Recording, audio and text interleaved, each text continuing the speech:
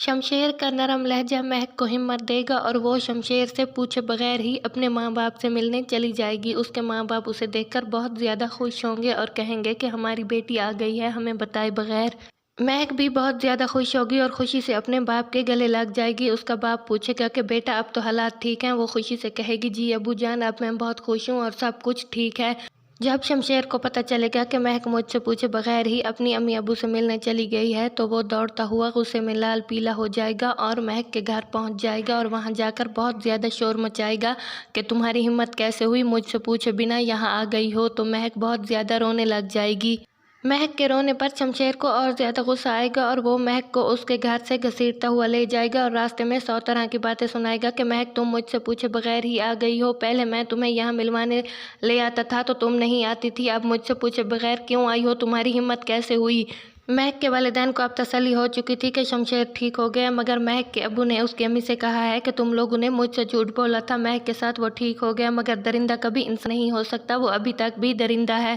گھر آ کر مہک بہت زیادہ روئے گی اور شمشیر سے گلے کرے گی کہ تم نے مجھ سے دھوکہ کیا ہے اور تم نے کہا تھا کہ میں تمہارے ساتھ ہوں اور تمہارے امی ابو کے بھی ساتھ ہوں، مگر تم نے میرے ساتھ ایسا کیوں کیا ہے؟ ہم غریب لوگ ہیں اور تمہارا باپ تو ایسا ہے کہ زمین پر خدا بنا بیٹھا ہے، مگر ہم ایسے نہیں ہیں۔ مہک کہے گی کہ تم نے مجھے بہت بڑا دھوکہ دیا ہے اور ادھر شیرو خود پولیس کے پاس چلا گیا اور پولیس کو سارا ماجرا بتا دیا ہے کہ میں نے ہی مہک کی گاڑی کو آگ لگانے کی کوشش کی تھی اور میں ہی وہ انسان تھا جس نے مہک کی گاڑی پر ٹرک چڑھایا تھا، مجھے اس کے بابا صاحب نے کہا تھا۔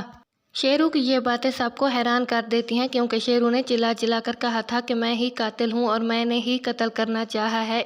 اور ادھر جب بابا صاحب کو پتہ چلے گا کہ شمشیر اور مہک کی لڑائی ہوئی ہے اور شمشیر اسے گھر سے گھسیٹتا ہوا لے آیا ہے تو وہ دل ہی دل میں بہت زیادہ خوش ہوگا اور شمشیر سے کہے گا کہ مجھے اگر تمہارا خیال نہ ہوتا تو میں ایک منٹ بھی اس لڑکی کو اپنے گھر میں برداشت نہیں کرتا، یہ لوگ چھوٹے ہیں اور مڈل کلاس کے ہیں اور ہم اتنے امیر و کبیر ہیں تو میں اس لڑکی کو اپنے گھر میں کیسے برداشت کر سکتا ہوں؟ شمشیر کی بھابھی جو کہ مہک کی بہت بڑی دشمن ہے وہ چاہتی ہے کہ وہ کون سا دن ہوگا جس دن مہک اس گھر سے چلی جائے گی۔ وہ بات بات پہ مہک سے مقابلہ کرنا چاہتی ہے اور کہتی ہے کہ مہک کو میں اس گھر سے نکال کر ہی رہوں گی۔ اور جب وہ بہت زیادہ غصہ کرتی ہے تو اس کا باپ آ کر اسے سمجھاتا ہے اور کہتا ہے کہ بیٹی مہک نے ایک دن اس گھر سے چلا جانا ہے اور تم اتنی کوشش مت کرو اور اتنے غصہ بھی مت کرو۔